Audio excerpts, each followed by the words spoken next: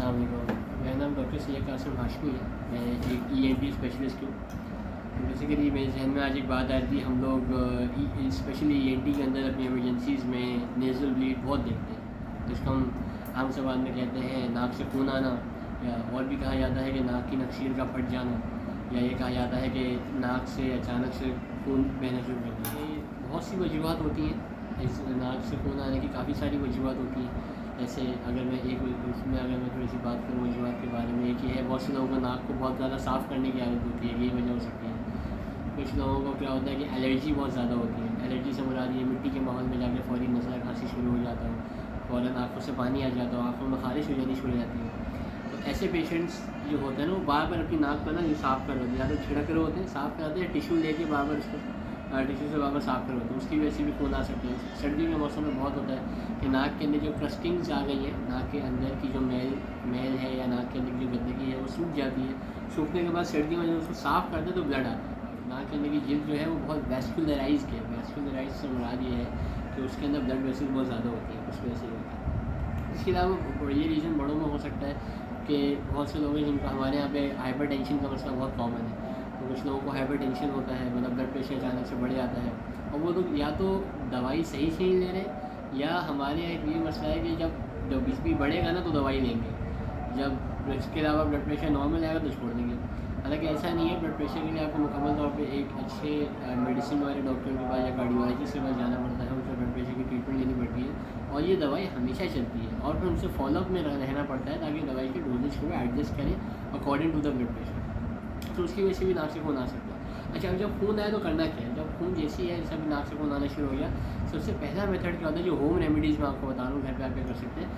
आपने नाक को इस तरह पकड़ा, इस तरह मैं नाक को पकड़ा हूँ, ये मेरी नरम हड्डी है, ये मेरी सख्त हड्डी है, मैंने ऐसे पकड़ा और यूँ से नीचे कर लिया, इस तरह से नीचे मैंने कर लिया, और जैसी सर में नीचे किया, घड़ी में देख के 15 मिनट तो नीचे करना है।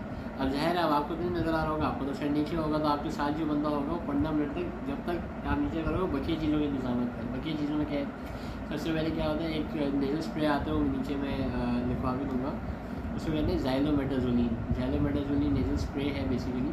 कि जैसे ही वो उसको लेके आए, आप जो आपने रखा था ना, उसको हटाया, फ़ौरी नाक के 2 स्प्रेज यहाँ करें, 2-3 स्प्रेज यहाँ करें, उसके बाद वापसी यहाँ पर कवर कर लें नाक को।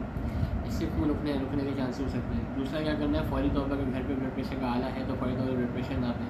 अगर कोई ब्लड प्रेशर फ़ौरी बढ़ जाए तो फ़ौरी तौर पर ब्लड प्रेशर की जो गोली है जो वो खाते हैं तो उनको फ़ौरी तौर पर वो गोली खिलाई जाए।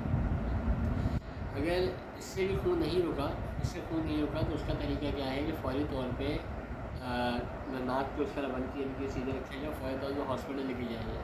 हॉस्पिटल के अंदर क्या होता है कि हमारे पास मुख्तलिफ़ चीज़ें होती हैं। मिसाल के तौर पर अगर कोई डॉक्टर एग्जामिन करेगा नाक के, तो उसमें एक चीज़ होती है एंटीरियर नेज़ल पैकिंग, मतलब पतली सी पट्टी होती है, उस पट्टी को हम लोग नाक के अंदर पूरा डाल देते हैं, दोनों नाकों में जिस तरफ से आ रहा है नाक को डाल के नाक को पूरा पैक कर देते हैं। नाक को पूरा पैक कर लेते हैं, तो नाक को पैक करने के 48 घंटे बाद, 48 घंटे के अंदर या 48 घंटे बाद में क्या करते हैं, इनके नेज़ल पैक को निकालने की बात करते हैं, इसको आप निकालते हैं। उससे पहले ये सारी चीज़ें होती हैं, जैसे बहुत से लोगों को हार्ट का मसला होता है तो वो ब्लड थिनर्स ले रहे होते हैं।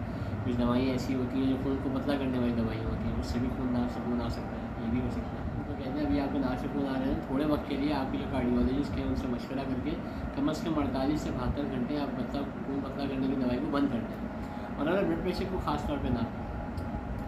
इसके अलावा गोली आती है, उससे क्या होता है, हमारा जब हम एंटी पैकिंग कर लेते हैं तो गोली आती है जिससे हमारे जो नसें हैं वो सिकुड़ जाती हैं, खून की नसें, इसको ट्रांसमीन कहते हैं, वो भी हम ले सकते हैं।